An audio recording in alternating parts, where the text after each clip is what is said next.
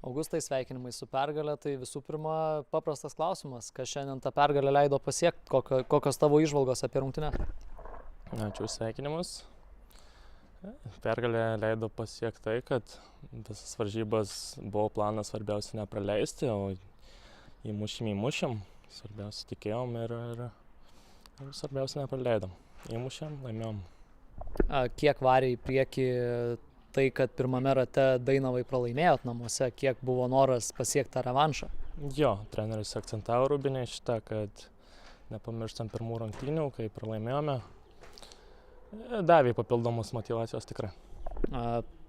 Kiek dar yra jaučiama ta Alytaus, Marijampolės, Suvalkijos, Dzūkijos priešprieša, ar nėra tokio dalyko? Aš asmeniškai nejaučiu jokios priešpriešos, man nieko nėra ties tuo. Pats kurį laiką jau pratinėsi prie puolėjo pozicijos, šiandien pavyko ir įvartį pelnyti, tai papasako, kaip sekasi visa ta transformacija, nes praėjusiame sezone buvom įpratę tave matyti gynėjo pozicijoje, šiemet žaidi prie varžovų vartų, tai papasakok apie tai.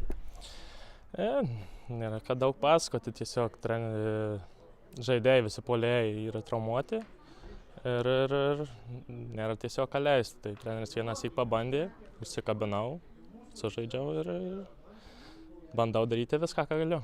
Yra kelias dabar atgal į gynėją, ar jau dabar įvartis įkrito viskas? Ne, o čia kaip treneris nuspręs, aš savo gynėjas ir tiek, nežinau.